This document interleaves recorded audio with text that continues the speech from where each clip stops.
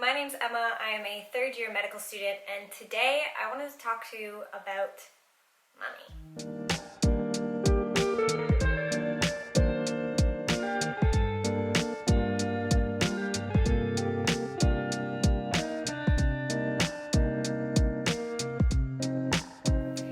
So it's no surprise that med school and university in general is really expensive. So in this video, I wanted to talk to you about some of the things that I have learned, different things that I have tried to save money, as well as just be smarter with my money in general. And I'm actually really excited to announce that this video is sponsored by DPM Financial Services. I'm really excited. I think it lines up really nicely with the topic of this video, and it's also just pretty cool, but I will talk more about them later in the video. So let's just jump straight into the tips. So I don't know about you, but I have heard plenty different tips on how to save money, simple money saving hacks, 5 ways to save your dollar, that kind of thing, and I used to roll my eyes at them quite often. They were things that I knew would save money, but things that I never actually invested putting into practice, and I never actually tried to follow through with them. But as it turns out, some of these really simple things actually can make a big difference. And I want you to stick with me because I will share with you some of the ways that I've adapted these tips to work for me, so it's not just going to be a simple list of things you've already heard, but some of these I'm challenging you to actually put in practice because you've probably heard of them before. So here are my tips on how to save money as a student. First, comment below if you think you can guess it. Make your coffee at home. Yeah. I said it. Coffee can actually be really expensive. I really miss paying just a toonie for Tim Hortons coffee.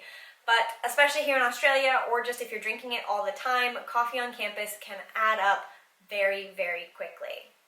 The way that I've made this work a little bit better for me is having a milk foamer. So I have the Nespresso one that's a bit more expensive, but you can get a handheld one, and you can warm your milk up or foam it cold. I spend the extra 2 seconds in the morning adding some cinnamon, vanilla, or cocoa, and it actually makes it feel like I have a little bit of a treat, and like I can make a latte or a cappuccino when I want to, and it honestly is pennies on the dollar for the amount that you would spend at a cafe. I've even experimented with cold brew before. So this way I can still have my fancy coffee in the morning, I can still have my caffeine hit when I want it, and by bringing it with me to campus, I'm drinking it in the morning on the way there, and I feel like I've had my morning coffee and I don't feel like I'm missing out. I can still join my friends on the walk to go get coffee between clinicals or tutorials, but I just don't feel the need to buy one because I recognize that paying $6 is a lot more than the 6 minutes or less it takes to make at home. The second tip, very similar, eat at home or make your food at home, and as a busy student that comes into meal prepping. I know, I've heard about meal prepping before and I thought it was eating the exact same thing for every meal or at least every dinner or lunch, and that did not appeal to me at all. So the way that I've made it work for myself is I make one big item or a couple items on the weekends, and I actually alternate with my partner or roommate, as you could do, who's making the big meal every Sunday, and I repurpose those bits throughout the week. So it's not always the exact same thing because I get really bored with food really easily and just would not like to eat sort of chicken and vegetables every night for a whole week. So making something like an extra couple chicken breasts when I am grilling them on the Sunday means that I can chop them up, use them in pasta or on salads or wraps or sandwiches throughout the week, just to make making my lunches at home that much easier, so I'm not buying them on campus, because there's obviously a markup on campus as well as just in general that adds up. So you spend $6 on the coffee in the morning, I'm not kidding, that's how much it costs, and then $10 at lunch. That's $16 a day, 5 days a week, minimum. It adds up quickly when you say it like that. And number 3 fits along nicely with number 2, and that is to actually plan your grocery shop. So if you have an idea of what you want to cook and what you need, you will be less tempted by the things in the aisles and less drawn to the exciting and flashy treats or simplified meals and things like that. Obviously, have some leeway. We all deserve a study snack now and then, but similarly, a note to my future self, no, you do not need the $16 fancy ice cream. You can buy the $6 one instead. Number 4 is a bit more lifestyle related, but it is skip those subscriptions. I'm looking at you. No, you don't need Netflix, Amazon Prime, Stan, and Binge. You can probably get away with just 1 or 2 of them, hey? So take a second, kind of observe yourself over the week or the next month before the subscriptions renew and see which ones you're actually using. And then get rid of the other ones. If you live with people, you can also trade off. So I'll buy the Netflix one and pay for that monthly if you buy the Amazon Prime. And voila, you have 2 subscription services hooked up to your TV instead of 4 or 5 or more. So downsize, you could be saving a lot of money every month. Because let's be honest, are you really using all of them? And now tip number 5 is similar. Skip out on buying every single textbook that is on the required list, or at least skip out on buying them all new. Textbooks are really expensive, and you will get a large list of required readings at the beginning of every unit or at the beginning of every year of university. And they're not always all necessary. So talk to the professors, talk to the students in the year above you or your peers, and actually try to delineate which ones do you need to have in person at home. So which ones will you be accessing weekly or multiple times a week, and which ones do you really need to dive into and have access to a lot? Those are the ones that then talk to the upper year students and try to find used or find an edition that's 1 or 2 years old. Often there's not very many changes, and you can find the changes listed online, so if there are any issues, you can get the list.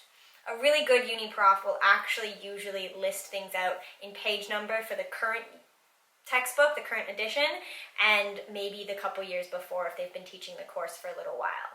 Secondly, any of those textbooks that, okay, you only really use once or maybe a few times during the semester, you can get them at your library. So any required text and required readings should be available either online or in person at your library, and you can access it when you need it there. There's also the option to look online for PDFs, which can be really helpful, and then you can have them on your laptop. You don't need to lug around the textbook with you, and you can find those at a varying degree of prices.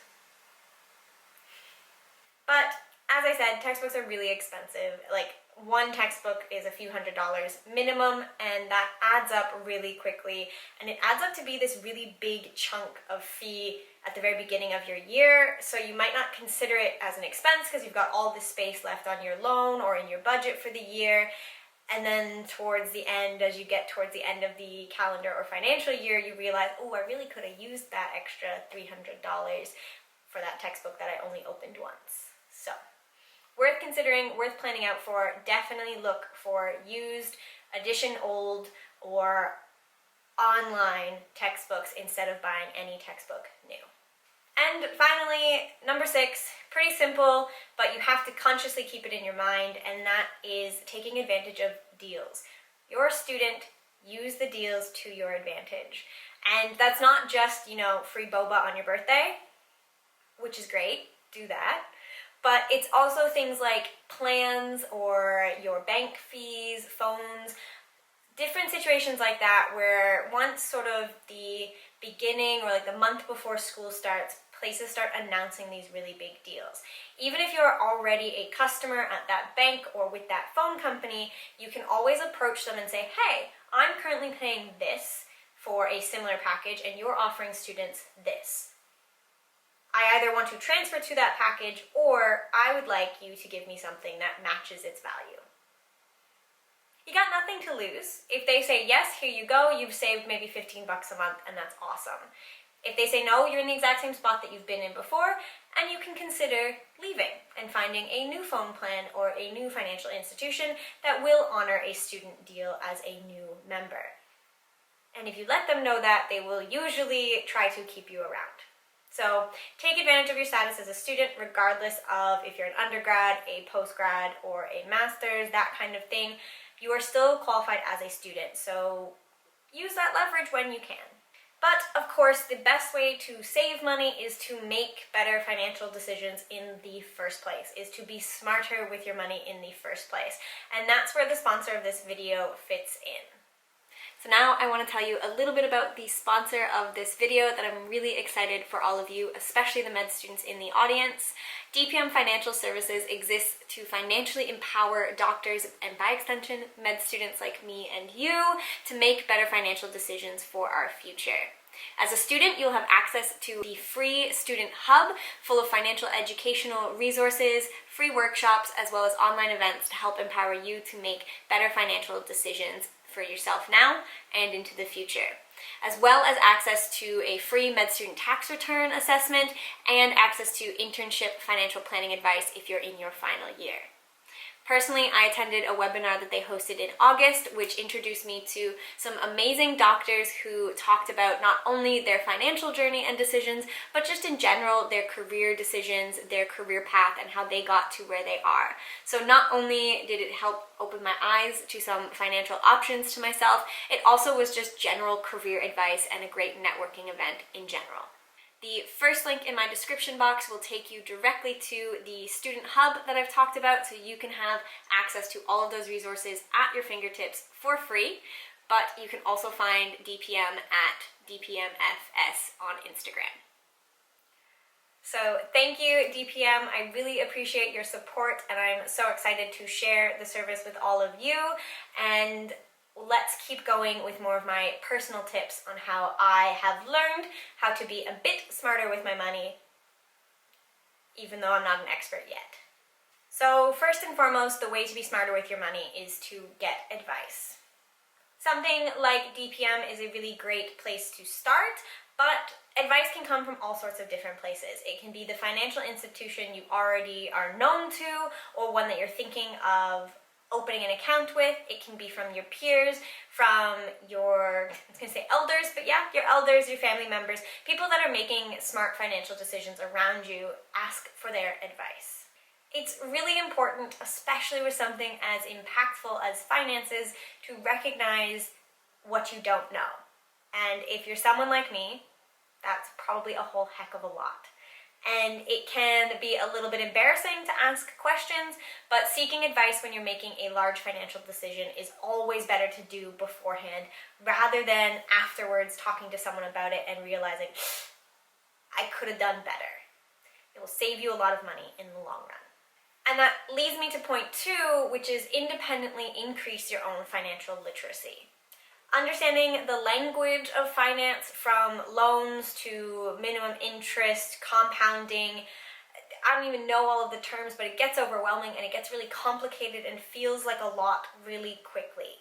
So what you need to do is upskill yourself to be able to understand that and at least speak a minimum level of the language, so you know the questions to ask and you know what's being effectively sold to you when you are signing up for a loan or opening any kind of financial account. Essentially, the more you know, the better decisions you can make and the more comfortable and confident you can be making those decisions. There's lots of ways to do that. You can do sort of upskilling yourself through resources that you find through different institutions. You can do that through social media. Financial TikTok has actually been really eye-opening for me in a strange way, as well as plenty of podcasts. I'll link a few of them that I like down below. And whatever suits you, at whatever pace suits you, there's lots of ways, but I definitely encourage you, as someone who's watching this video, you clearly want to know how to save money and make better money or better choices with your money. You've got to increase your financial literacy, and I am not qualified to teach you all of that. And number 3, kind of goes along with all of this, is asking questions. Before, during, hopefully you get them all out, but sometimes after you make any large financial decision or sign any sort of paperwork. So Something that I wish I had done and that I'm trying to teach other people when I signed for my student loan is I wish I asked more questions to better understand what the loan meant or what the interest payments and the payments during school would look like. I felt really silly at the time trying to ask a question like that, but if I had, I would be in a much better financial place than I am now. I'm doing fine, but I could be better. And I just want to impose upon you that there is no stupid question. If you've upskilled yourself, you'll know better what questions you can ask. But if you are about to sign on for something huge, something big that's going to impact you for years to come, ask the question. If they respond poorly or look down upon you for answering that question or asking that question, maybe you don't want to be doing business with that bank in the first place, for example. And number 4 is something that's a lot more concrete and something looping back to things you've probably already heard. If you want to make better decisions with your money, you need to know where your money is currently going. So, track your spending. Sounds really simple, sounds really silly. It doesn't have to be this big convoluted spreadsheet, although being able to see where the money's coming in, where it's going, all in one picture is good. It can be something as simple as, for 1 week, you're going to write down every purchase you make in a notes app on your phone. And trust me when I say that that will be eye-opening. I had heard of that all the time, and I thought, nah, I don't need to do that. I've done it on and off during different years of uni and work and things like that, but I had kind of let the habit drop. And that's where the iced coffee spending increased. It was 1 week where I decided, look, I'm going to get on top of my finances and I'm going to start tracking things, that I realized my only outgoing expense 1 week, apart from bills, was iced coffee. And I watched my account deplete just for iced coffee. And that was a bit of a shocker and kind of a rude wake-up call. So the nice thing about tracking your spending is you know where it's going, and that also tells you immediately where you can make quick fixes. I save $5 a day not buying iced coffee. That sounds like minuscule, but that adds up very quickly. And maybe it's not coffee for you, but it's that cheeky muffin on the way to work, or that you fill up gas in a frantic way and you're always at the most expensive gas station. Little things like that can add up. It's small amounts over a long period of time, and they really make a difference. And you don't know that it's happening until you look at it and until it is tracked. So get pen to paper and start doing that.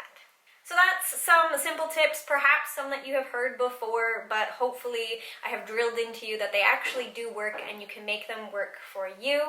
And that's how I save money week by week and how I am trying to be smarter with my money.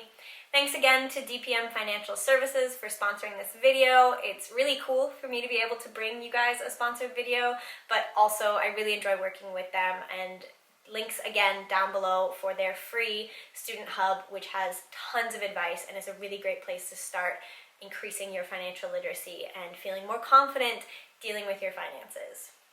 Give this video a like so I know to make more of them. Subscribe if you want to see more of sort of study vlogs, lives, and information like this, all with my tips on how I got to and through med school as I'm going. And don't forget to comment down below any financial tips that you have, because we all know that your girl could definitely use them. So thanks for watching, and I will see you